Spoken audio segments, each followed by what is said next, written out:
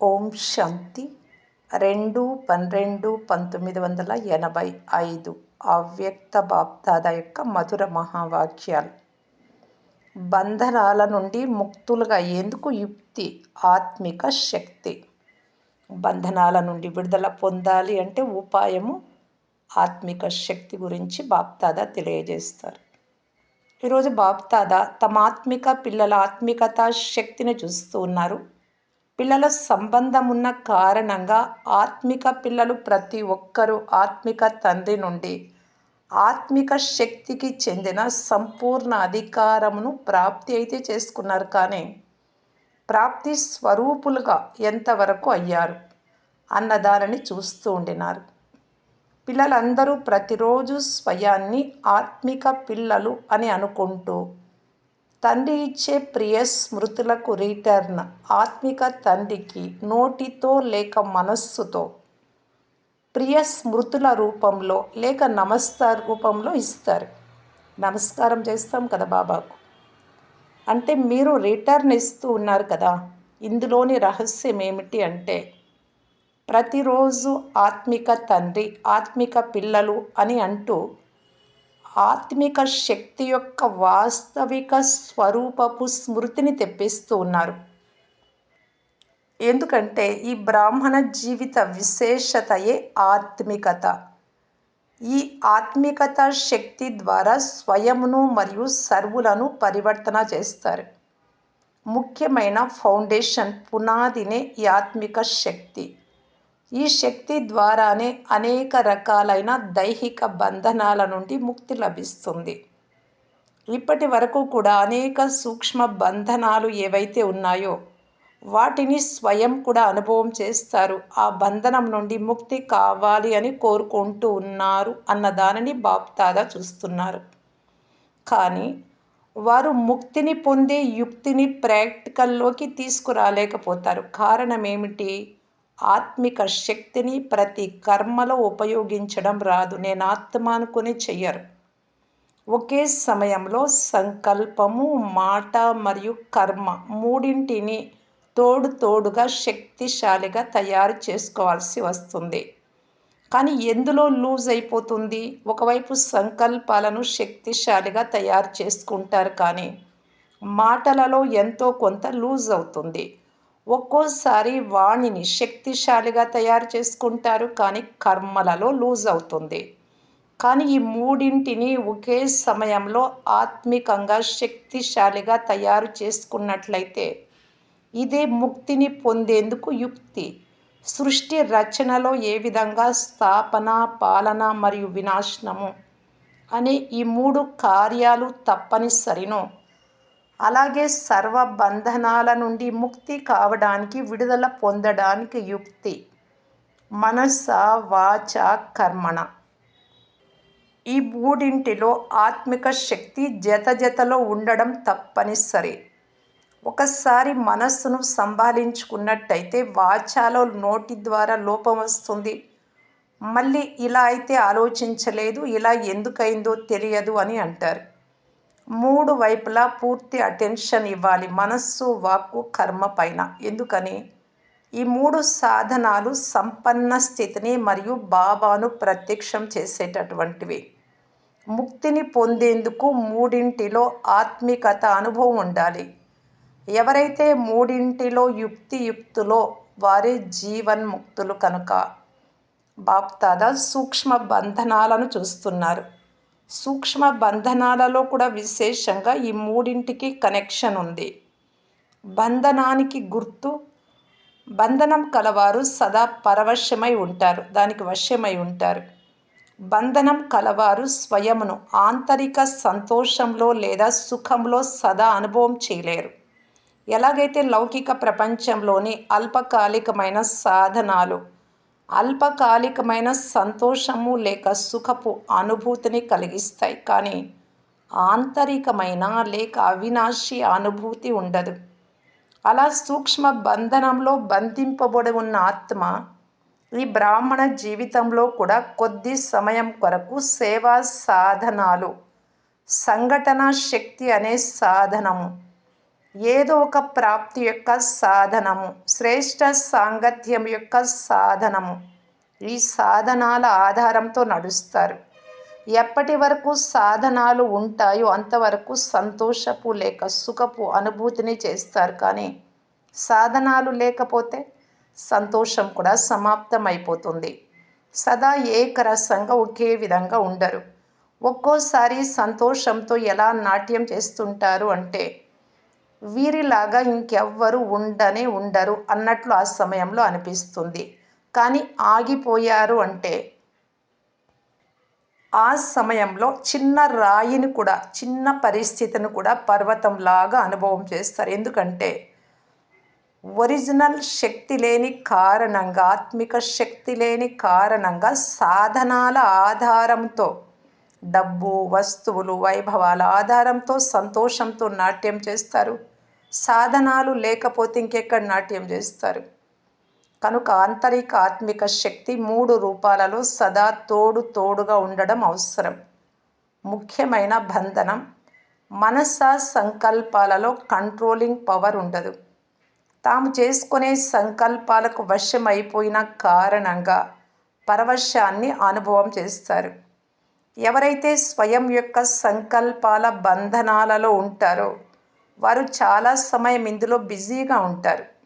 గాలి మేడలు కట్టేస్తూ ఉంటారు అని మీరు కూడా అంటారు కదా. గాలి కోటలు కడుతుంటారు, మళ్ళీ పడగొడుతూ ఉంటారు. చాలా పొడవైన గోడను నిలబెడతారు. గాలి మేడ ఇది. కనుకనే గాలి కోట అంటారు. ఎలాగైతే భక్తిలో కూడా పూజ చేసి అలంకారం చేసి మళ్ళీ నీటిలో ముంచేస్తారు కదా. అలాగే సంకల్పాల బంధనంలో బంధింపబడి ఉన్న ఆత్మలు చాలా తయారు చేసుకుంటారు, చాలా పోగొట్టుకుంటారు. స్వయానికి స్వయమే వ్యర్థ కార్యం వలన అలసిపోతారు కూడా, నిరాశ పడిపోతారు. ఒక్కోసారి అభిమానంలోకి వచ్చి వారు చేసిన పొరపాటును ఇతరులపై వేస్తూ ఉంటారు. అయినా కూడా సమయం గడిచే కొద్దీ నేను కరెక్ట్గా చేయలేదు అని లోపల భావిస్తారు. కానీ అభిమానంలో పరవశమై ఉన్న కారణంగా తమను తాము రక్షించుకునేందుకు ఇతరుల దోషాన్ని గురించి ఆలోచిస్తూ ఉంటారు. అన్నింటికన్నా పెద్ద బంధనం ఈ మనస బంధనం. దీనివల్ల బుద్ధికి తాళం పడిపోతుంది. బుద్ధి కరెక్ట్గా పనిచేయదు. కనుక అర్థం చేయించేందుకు ఎంతగా ప్రయత్నించినా కానీ వారికి అర్థమే కాదు. మనస బంధనానికి విశేషంగా ఉన్న లక్షణం రియలైజేషన్ చెందే శక్తి సమాప్తమైపోతుంది. కనుక ఈ సూక్ష్మ బంధనాన్ని సమాప్తం చేస్తే తప్ప ఎప్పుడు కూడా ఆంతరిక సంతోషము, సదాకాలిక అతీంద్రియ సుఖము అనుభవాన్ని చేయలేరు. సంగమయుగపు విశేషతయే అతీంద్రియ సుఖంలో ఊయలలూగటం, సదా సంతోషంలో నాట్యం చేయటం. కనుక సంగమయుగంలోని వారుగా అయ్యి ఒకవేళ ఈ విశేషతను అనుభవం చేయనట్లయితే ఏమంటారు? కనుక ఏ విధమైనటువంటి సంకల్పాల బంధనంలోనైతే లేను కదా అని స్వయాన్ని చెక్ చేసుకోండి. అది వ్యర్థ సంకల్పాల బంధనమైన, ఈర్ష్య, ద్వేషములతో కూడిన సంకల్పాలైనా, నిర్లక్ష్యంతో కూడిన సంకల్పాలైనా, సోమరితనానికి చెందిన సంకల్పాలనైనా, ఏ విధమైనటువంటి సంకల్పాలైనా అవి మనస బంధనానికి గుర్తు. కనుక ఈరోజు బాప్దాదా బంధనాలను చూస్తూ ఉండినారు. ముక్త ఆత్మలుగా, విడుదల పొందిన ఆత్మలుగా బంధనాల నుండి ఎంతమంది ఉన్నారు? బలమైన పెద్ద పెద్ద త్రాళ్ళు అయితే తెగిపోయాయి. ఇప్పుడు ఇవి సూక్ష్మమైన దారాలు, సన్నగా ఉన్నా కానీ బంధనంలో బంధించడంలో చాలా తెలివైనవి. మేము బంధనాలలో బంధింపబడి ఉన్నాము అన్నది కూడా తెలియదు. ఎందుకంటే ఈ బంధనం అల్పకాలికమైన నశాను కూడా ఎక్కిస్తుంది. ఎలాగైతే వినాశీ నశాలో ఉన్నవారు ఎప్పుడు కూడా స్వయాన్ని క్రింద ఉన్నట్లుగా అనుకోరు. కాలువలో ఉన్నా కానీ మహల్లో ఉన్నట్లుగా అనుకుంటారు. ఖాళీ చేతులతో ఉన్నా కానీ తమను తాము మహారాజుగా అనుభవం చేసుకుంటారు. అలాగే ఈ నశ కలిగిన వారు కూడా ఎప్పుడూ తమను తాము తప్పుగా భావించరు. ఎప్పుడూ తమను తాము రైట్ అని నిరూపించుకుంటూ ఉంటారు లేదా నిర్లక్ష్యాన్ని చూపిస్తారు.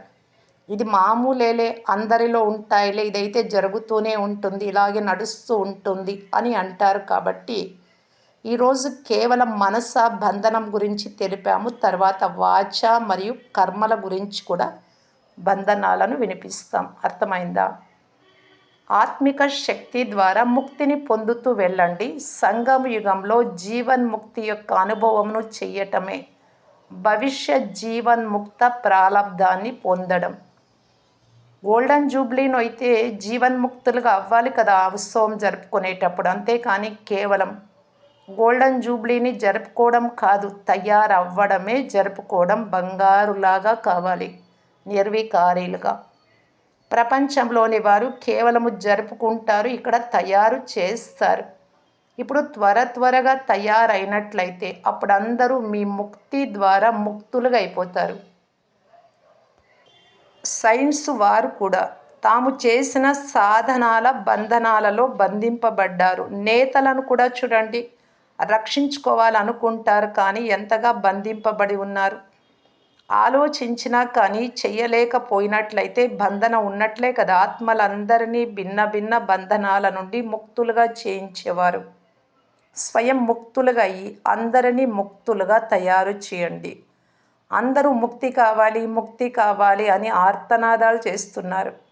కొందరు పేదరికం నుండి ముక్తిని కోరుకుంటారు, విడుదల పొందాలి అని. ముక్తి అంటే విడుదల. కొందరు గృహస్థం నుండి ముక్తిని కోరుకుంటారు. కానీ అందరి నోటి నుండి ముక్తి అన్న ఒకే మాట వస్తుంది. మరి ఇప్పుడు ముక్తి దాతగా ఈ ముక్తి యొక్క మార్గాన్ని చూపించండి, లేక ముక్తి వారసత్వాన్ని ఇవ్వండి. వారి మాటలైతే చేరుకుంటున్నాయి కదా. లేక ఇది బాబా పని, మా పని కాదు అని అయితే అనుకోవడం లేదు కదా. ప్రాలబ్ధాన్ని మీరే కదా పొందాలి. బాబాకు పొందే అవసరం లేదు. ప్రజలు లేక భక్తులు కూడా మీకే కావాలి, బాబాకు అవసరం లేదు. ఎవరైతే మీ భక్తులుగా ఉంటారో వారు బాబా వారిగా స్వతహాగానే అయిపోతారు. ఎందుకంటే ద్వాపర యుగంలో మీరే ముందుగా భక్తులుగా అవుతారు. మొదట శివుడికి పూజ, బాబా పూజను ప్రారంభిస్తారు కనుక మిమ్మల్ని అందరూ ఇప్పుడు ఫాలో చేస్తారు. కనుక ఇప్పుడు ఏం చేయాలి? వారి పిలుపును వినండి, ముక్తిదాతలుగా అవ్వండి. అచ్చా, సదాత్మిక శక్తికి చెందిన యుక్తి నుండి ముక్తిని ప్రాప్తి చేసుకునేవారు, సదా స్వయమును సూక్ష్మ బంధనాల నుండి ముక్తి చేసుకొని ముక్తిదాతలుగా అయ్యేవారు, సదా స్వయమును ఆంతరిక సంతోషపు అతీంద్రియ సుఖపు అనుభూతిలో మున్ముందుకు తీసుకెళ్లేవారు, సదా సర్వుల పట్ల ముక్తి ఆత్మగా చెయ్యాలి అనే శుభభావనను కలిగిన వారు. ఇటువంటి ఆత్మిక శక్తిశాలి పిల్లలకు బాప్దాదా ప్రియ స్మృతులు మరియు నమస్తే. పార్టీలతో వినే దానితో పాటు స్వరూపులుగా అయ్యేందులో కూడా శక్తిశాలి ఆత్మలు కదా. ఏది బాబా చెప్తున్నారో దాన్ని వింటున్నారు, స్వరూపంలోకి అంటే ఆచరణలోకి తీసుకొచ్చే దాంట్లో శక్తిశాలి ఆత్మలేనా. ఎల్లప్పుడూ మీ సంకల్పాలలో ప్రతిరోజు ఏదో ఒక స్వయం కొరకు మరియు ఇతరుల కొరకు ఉత్సాహ ఉల్లాసాలతో కూడిన సంకల్పాలను చేయండి. ఎలాగైతే నేటి సమయంలో వార్తాపత్రికలలో లేక చాలా స్థానాలలో నేటి సంకల్పము అని విశేషంగా వ్రాస్తారు కదా. అలాగే ప్రతిరోజు మనస్సులో ఏదో ఒక ఉత్సాహ ఉల్లాసానికి చెందిన సంకల్పాలను ఇమర్జ్ రూపంలోకి ప్రత్యక్షంగా తీసుకురండి. మరియు ఆ సంకల్పాల ద్వారా స్వయాన్ని కూడా స్వరూపులుగా తయారు చేసుకోండి. మరియు ఇతరుల సేవలో కూడా సంకల్పాలను పెట్టండి. అప్పుడేమవుతుంది? ఎల్లప్పుడూ నూతన ఉత్సాహ ఉల్లాసాలు ఉంటాయి. ఈరోజు ఇది చెయ్యాలి, ఈరోజు ఇది చెయ్యాలి అని అనుకుంటారు. ఏదైనా విశేష ప్రోగ్రాం ఉన్నప్పుడు ఉత్సాహ ఉల్లాసాలు ఎందుకని ఉంటాయి? ఇది చేస్తాము, మళ్ళీ ఇది చేస్తాము అని ప్లాన్స్ తయారు చేస్తారు కదా. దీని వలన విశేష ఉత్సాహ ఉల్లాసాలు వస్తాయి. అలాగే ప్రతిరోజు అమృత వేళ విశేషంగా ఉత్సాహ ఉల్లాసాలతో కూడిన సంకల్పాలు చేయండి. మళ్ళీ చెక్ కూడా చేసుకోండి. చెకింగ్ చేసుకున్నట్టయితే మీది కూడా సదాకాలానికి ఉత్సాహము గల జీవితం అవుతుంది మరియు ఉత్సాహాన్ని కలిగించే వారుగా కూడా అవుతారు. అర్థమైందా? ఏ విధంగానైతే మనోరంజన ప్రోగ్రాం ఉంటుందో అలా ఇది ప్రతిరోజు మనస్సు యొక్క మనోరంజన ప్రోగ్రాంగా ఉండాలి. అచ్చా, సెకండ్ గ్రూప్తో సదా శక్తిశాలి స్మృతిలో ఉంటూ ఉన్నతి చెందే ఆత్మలే కదా. శక్తిశాలి పవర్ఫుల్ స్మృతి లేకుండా ఎటువంటి అనుభవాన్ని చెయ్యలేరు. కనుక సదా శక్తిశాలురుగా ఈ ఉన్నతి చెందుతూ వెళ్ళండి. సదా తమ శక్తి అనుసారంగా ఈశ్వరీయ సేవలో మునిగిపోండి మరియు సేవా ఫలాన్ని పొందండి. ఎంత శక్తి ఉంటుందో అంతగా దానిని సేవలో పెడుతూ వెళ్ళండి. అది తనువు ద్వారానైనా, మనస్సు ద్వారానైనా, ధనము ద్వారానైనా కానీ సేవలో పెట్టండి. ఒకటికి పదమా గుణాలుగా లభించేదే ఉంది, లెక్కలేనంత. మీ కొరకే జమ చేసుకుంటారు. అనేక జన్మలకు జమ చేసుకోవాలి. ఒక్క జన్మలో ఇప్పుడు జమ చేసుకోవడం వలన 21 జన్మలు కష్టపడడం నుండి ముక్తులవుతారు. ఈ రహస్యం గురించి తెలుసు కదా. కనుక సదా మీ భవిష్యత్తును శ్రేష్టంగా తయారు చేసుకుంటూ వెళ్ళండి. చాలా సంతోషంగా స్వయమును సేవలో ముందుకు తీసుకెళ్తూ ఉండండి. సదా స్మృతి ద్వారా ఏకరస స్థితిలో ఉన్నతి చెందండి. థర్డ్ గ్రూప్తో స్మృతి యొక్క సంతోషము ద్వారా అనేక ఆత్మలకు సంతోషాన్ని ఇచ్చే సేవాదారులే కదా.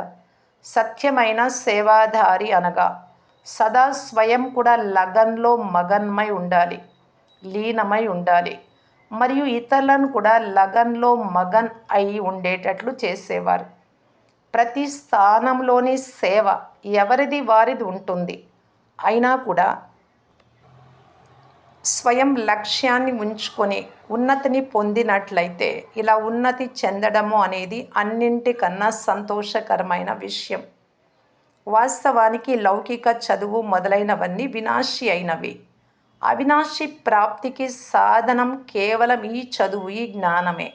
ఇలా అనుభవం చేస్తారు కదా. చూడండి, సేవాదారులైన మీకు డ్రామాలో ఎంతటి గోల్డెన్ ఛాన్స్ లభించిందో. ఈ గోల్డెన్ ఛాన్స్ను ఎంత ఎక్కువ ముందుకు తీసుకెళ్తే అంతగా మీ చేతుల్లో ఉంటుంది. ఇటువంటి గోల్డెన్ ఛాన్స్ అందరికీ లభించదు. కోట్లల్లో కొద్ది మందికి మాత్రమే లభిస్తుంది. మీకైతే లభించేసింది. ప్రపంచంలో ఎవరి వద్ద లేనటువంటిది మా వద్ద ఉంది అన్న ఇంత సంతోషం ఉంటుందా? ఇటువంటి సంతోషంలో సదా స్వయం ఉండండి మరియు ఇతరులను కూడా తీసుకురండి. స్వయం ఎంత ఉన్నతి చెందుతారో అంతగా ఇతరుల ఉన్నతి చేస్తారు. సదా ఉన్నతి చెందేవారు ఇటు అటు చూస్తూ ఆగిపోయేవారు కాదు. వేరే వారిని చూసి ఎల్లప్పుడూ బాబా మరియు బాబా సేవ రెండే ఎదురుగా ఉండాలి, ఇంతే.